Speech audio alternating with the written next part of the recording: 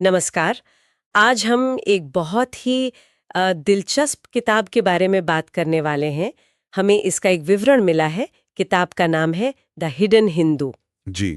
अक्षत गुप्ता इसके लेखक हैं। हाँ, अक्षत गुप्ता। तो हमारे पास ये जो विवरण है, ये इसकी कहानी, इसके पात्र और मतलब इसका जो फील है उस पर थोड़ी रोशनी डालता है। बिल्कुल। तो आज बात ये करनी है कि इस विवरण को देखकर क्या लगता है, कैसे ये किताब माइथोलॉजी, रहस्य और आज के जमाने के रोमांच को एक साथ लाती है। हाँ, ये मिश्रण अपने आप में काफी अनोखा लगता है। बिल्कुल। तो ठीक है, चलिए देखते हैं इस विवरण में क्या क्या है। तो शुरुआत होती है कहानी के मेन कैरेक्टर ओम से। ऐसा लगता है कि ओम मतलब कोई आम सा इंसान है जो एक बहुत ही असाधारण सफर पर निकल पड़ता है। और सफर क्या है? उसकी मंजिल है 7 चिरंजीवियों की तलाश। अच्छा, चिरंजीवी। हाँ, वो पौराणिक हस्तियां जिन्हें हिंदू मान्यताओं में अमर माना जाता है, इमॉर्टल्स। हाँ, और मजे की बात ये है, जैसा विवरण में लगता है कि ये कोई ऐसे ही गढ़े हुए पात्र नहीं है। ये भारतीय माइथोलॉजी के जाने पहचाने नाम हैं। विवरण में तो साफ साफ अश्वत्थामा और भगवान परशुराम का जिक्र है। हाँ, महाभारत वाले अश्वत्थामा और परशुराम। बिल्कुल। तो ये कहानी को एक वजन देता है ना? मतलब लेखक ने इन बहुत पावरफुल किरदारों को उठाया है। सही बात है, इनकी अपनी कहानियां इतनी जटिल हैं। वही, और उन्हें ओम की खोज के सेंटर में रखा है। ये सोचना ही रोमांचक है कि भाई इनको कैसे पेश किया गया होगा किताब में। बिल्कुल।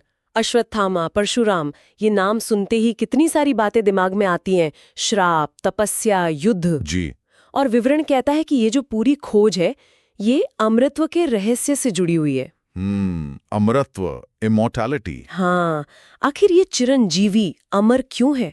क्या ये कोई वरदान है या कोई सजा है? सही सवाल है। और आज के समय में उनका होना, उनका अस्तित्व, वो कैसा है?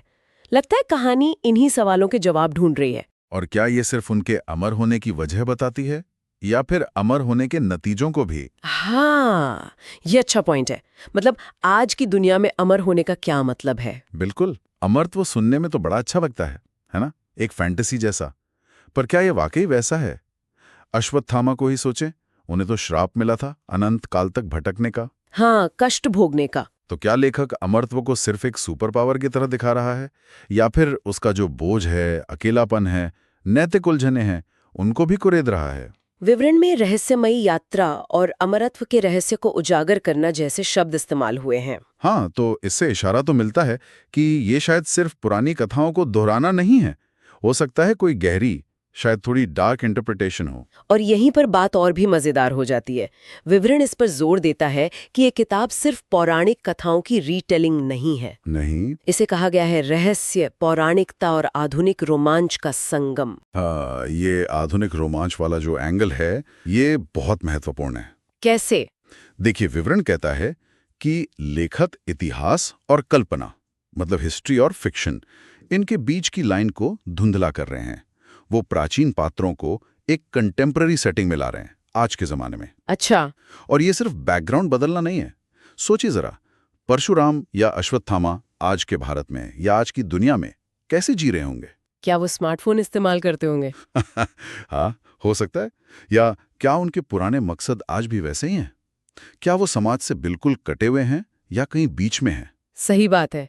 तो ये जो कंटेम्पररी सेटिंग है, ये सिर्फ दिखाने के लिए नहीं, बल्कि कहानी का जो मेन कॉन्फ्लिक्ट है, जो रहस्य है, उसको शेप दे सकती है। हाँ, ये समकालीन सेटिंग वाली बात कहानी को एकदम अलग लेवल पर ले जाती है। सिर्फ अतीत की बात नहीं, उसे आज से जोड़ना। बिल्कुल। इससे पाठक शायद ज्यादा जुड़ पाता है। विवरण ये भी कहता है कि पाठकों को एक रोमांचक अनुभव मिलता है। हर पन्ने पर एक नया रहस्य खुलने का वादा।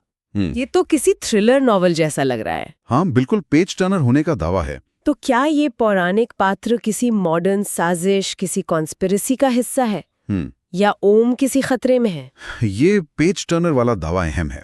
ये बताता है कि किताब का स्ट्रक्चर शायद थ्रिलर जैसा है, तेज रफ्तार, बढ़ता हुआ टेंशन, अनएक्सपेक्टेड मोड। अच्छा। तो ये जो माइथोलॉजिकल एलिमेंट्स हैं, ये सिर्फ बैकग्राउंड म्यूजिक नहीं है, शायद ये रहस्य की चाबी हैं।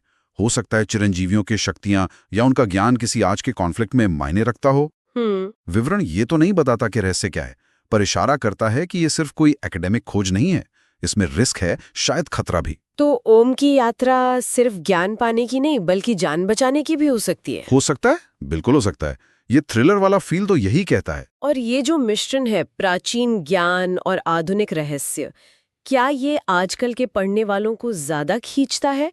ऐसा क्यों है कि हम अपनी जड़ों की कहानियों को इस नए रूप में देखना चाह रहे हैं? मुझे लगता है इसके कई कारण हो सकते हैं। एक तो देखिए, ये कहानियां हमारी सांस्कृतिक चेतना का हिस्सा है। हाँ, बचपन से सुनते आए हैं। बिल्कुल। अश्वत्थामा या परशुराम सिर्फ नाम नहीं है, वे सिंबल्स हैं शक्ति के, गलतियों के, कभी न खत्म होने वाले संघर्ष के। तो उन्हें एक मॉडर्न थ्रिलर में देखना हमें अपनी विरासत से जुड़ने का एक नया, एक रोमांचक तरीका देता है। दूसरा, जैसा विवरण कहता है, इतिहास और कल्पना का मिश्रण एक खास तरह का एस्केपिज्म देता है। ये जाना पहचाना भी है और नया भी। हाँ, क्या हो अगर वाला फैक्टर। एग्जैक्टली। ये क्या हो अगर वाला सवाल ये कल्पना को उड़ान देता है, जो शायद एकदम सीधी ऐतिहासिक या एकदम नई काल्पनिक कहानी न दे पाए। और ये क्या हो अगर ही शायद इस किताब की जान है। विवरण में जो टाइटल है द हिडन हिंदू, वो भी तो इसी तरफ इशारा करता है। सही पकड़ा। क्या ये चिरंजीवी छिपे हुए हैं या हिंदू दर्शन के कुछ छिपे हुए पहलू हैं जिन्हें कहानी सामने लाती है? ये हिडन शब्द वाकई सोचने पर मजबूर करता है। क्या इसका मतलब है कि ये पात्र समाज की नजरों से बचकर जी रहे हैं, छुपे हुए हैं? हो सकता है। या फिर क्या ये किसी गहरे छिपे हुए सच का प्रतीक हैं जो ओम की खोज के जरिए सामने आएगा? ये टाइटल रहस्य को और गहरा बना देता है। ये सिर्फ किरदारों के बारे में नहीं, बल्कि शायद उस ज्ञान या सत्य के बारे में है जो छुपा हुआ है और जिसे खोजना है। और थ्रिलर में अक्सर छुपी हुई जानकारी या साजिशें होती ही हैं। बिल्कुल। तो ये टाइटल उस जॉनरे से भी जुड़ता है। चलिए, ओम के किरदार पर वापस आते हैं जरा। विवरण उसे कहानी के केंद्र में रखता है। हाँ, नायक तो वही है। एक साधारण व्यक्ति का असाधारण खोज पर निकलना, ये कहानी कहने का एक क्लासिक तरीका है। जी। पाठक उसके साथ खुद को जोड़ लेता है, उसके नजरिए से उस अजीब दुनिया को देखता है। पर क्या ओम वाकई साधारण है या विवरण कुछ छुपा रहा है? ये अच्छा सवाल है। अक्सर ऐसी कहानियों में हीरो का अपना कोई बैकग्राउंड होता है, कोई छुपा हुआ कनेक्शन होता है उस दुनिया से जिसे वो खोज रहा है। विवरण इस पर कुछ कहता नहीं है, जो शायद जानबूझकर है, ताकि पढ़ने वाला ओम के साथ ही उसके राज भी जाने। अच्छा। क्या ओम की ये खोज पर्सनल है? क्या उसका अतीत इन चिरंजीवियों से किसी तरह जुड़ा है, या वो किसी बड़े संगठन के लिए काम कर रहा है? ये सब संभावनाएं हैं। हाँ, और ये सब कहानी को और परतें दे सकती हैं। ओम का किरदार सिर्फ हमारा गाइड नहीं, बल्कि खुद एक पहेली हो सकता है। और जिन दो चिरंजीवियों का नाम लिया गया है, अश्वत्थामा और परशुराम जी, उनकी अपनी कहानियां इतनी ज्यादा ड्रामेटिक हैं। अश्वत्थामा का श्राप, उनका पश्चाताप, परशुराम का क्रोध, उनकी शक्तियां। बिल्कुल। क्या विवरण से ऐसा लगता है कि लेखक इन्हीं जानी पहचानी बातों को आगे बढ़ा रहा है या उन्हें कोई नया मोड़ दे रहा है? विवरण तो सिर्फ नाम बताता है, डिटेल में नहीं जाता, लेकिन अंदाजा लगाना दिलचस्प है। जैसे अश्वत्थामा का अनंत जीवन एक श्राप है, तो क्या कहानी उसे एक ट्रैजिक हीरो की तरह देखती है जो मुक्ति चाहता है, या वो कड़वा होकर कोई नेगेटिव रोल में है? हाँ, ये भी हो सकता है। और परशुराम, जिन्हें अपनी मां की हत्या का पाप धोना पड़ा, जो जरूरत पड़ने पर योद्धा बन जाते हैं, क्या वो आज भी किसी धर्मयुद्ध की तैयारी में हैं? या कहीं एकांत में ज्ञान बांट रहे हैं? इन किरदारों में इतनी कॉम्प्लेक्सिटी है कि लेखक के पास खेलने के लिए बहुत बड़ा मैदान है। सही। वो उन्हें स्टीरियोटाइप की तरह भी इस्तेमाल कर सकते हैं या उनकी साइकोलॉजिकल गहराइयों में उतर सकते हैं, और मॉडर्न सेटिंग उन्हें नए नैतिक सवालों के सामने भी खड़ा कर सकती है। तो ऐसा लगता है कि ये किताब सिर्फ एक एडवेंचर स्टोरी नहीं है। शायद नहीं, बल्कि शायद कुछ बड़े थीम्स को भी छूने की कोशिश करती होगी। जैसे आपने कहा, अमरत्व का बोझ, इतिहास का आज के समय में क्या मतलब है, विश्वास और संदेह के बीच की लड़ाई। क्या विवरण इन गहरी बातों की तरफ भी कोई इशारा करता है? सीधे तौर पर तो नहीं। विवरण ज्यादातर कहानी के प्लॉट और थ्रिलर वाले एलिमेंट्स पर फोकस करता है। अच्छा। लेकिन अमरत्व का रहस्य, इतिहास और कल्पना का धुंधला होना और पौराणिक पात्रों का जिक्र, ये अपने आप में इन गहरे सवालों की संभावना तो पैदा करते ही हैं। जब आप अमर किरदारों को आज की दुनिया में रखते हैं तो वो अपने आप ही समय, बदलाव, नैतिकता, अस्तित्व, इन सवालों से टकराएंगे। सही बात है। एक अच्छी कहानी अक्सर सतह पर रोमांचक होती है, पर उसकी गहराइयों में कुछ सोचने पर मजबूर करने वाले आइडियाज छुपे होते हैं। हाँ। तो विवरण ये उम्मीद जगाता है कि शायद इस किताब में भी ऐसा हो। ये सिर्फ कौन और क्या नहीं, बल्कि क्यों और तो क्या जैसे सवालों को भी टटोल सकती है। ये सब सुनने के बाद मुझे ऐसा लग रहा है कि ये विवरण एक ऐसी किताब की तस्वीर पेश कर रहा है जो कई लेवल पर रीडर को अपील कर सकती है। हाँ, बिल्कुल। जिसे माइथोलॉजी पसंद है उसे भी, जिसे थ्रिलर पसंद है उसे भी, और शायद उसे भी जो इतिहास और कल्पना के इस मिक्सचर में दिलचस्पी रखता है। हाँ, और ये उस ट्रेंड को भी दिखाता है जहाँ भारतीय लेखक अपनी जो रिच पौराणिक विरासत है उसे ग्लोबल कहानी कहने के अंदाज में ढाल रहे हैं। अच्छा। ये सिर्फ पश्चिम की नकल नहीं है, बल्कि अपनी जड़ों से प्रेरणा लेकर उसे कंटेम्परेरी बनाना है। ये दिखाता है कि हमारी कहानियों में कितनी शक्ति और कितना लचीलापन है कि उन्हें किसी भी युग और किसी भी जॉनर में ढाला जा सकता है। तो इस संक्षिप्त विवरण से हमने ये समझा कि द हिडन हिंदू ओम नाम के एक किरदार की कहानी है जी। जो 7 अमर पौराणिक पात्रों यानी चिरंजीवियों की तलाश में निकलता है, जैसे अश्वत्थामा और परशुराम। ये खोज अमरत्व के रहस्य के आसपास घूमती है और इसे इतिहास, माइथोलॉजी और मॉडर्न थ्रिलर के एक तेज तरार मिक्सचर की तरह पेश किया गया है। बिल्कुल। जहां प्राचीन पात्र आज की दुनिया में मौजूद हो सकते हैं।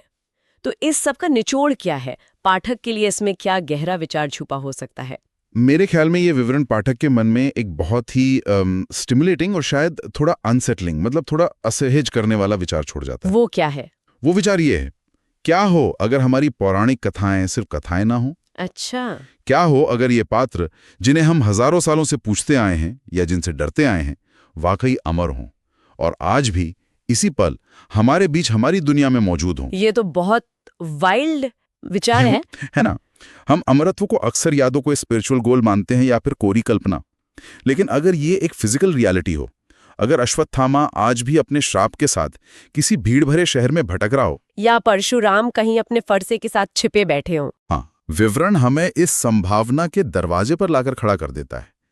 ये सिर्फ कहानी का प्लॉट पॉइंट नहीं रहता, फिर ये हमारे यथार्थ बोध, हमारी रियलिटी की समझ पर ही सवाल उठा सकता है कि आज वो क्या कर रहे होंगे। हाँ। क्या वे इतिहास को चुपचाप प्रभावित कर रहे हैं? हाँ। क्या उनका होना हमारे साइंस और लॉजिक की समझ को चैलेंज करता है?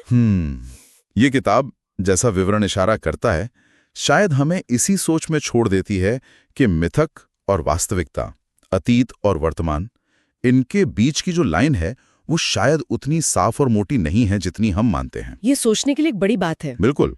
क्या हमारी दुनिया में वाकई कुछ छिपा हुआ है जिसे हम देख नहीं पा रहे? पाठक इस विचार के साथ आगे बढ़ सकते हैं, अपनी कल्पना को दौड़ा सकते हैं।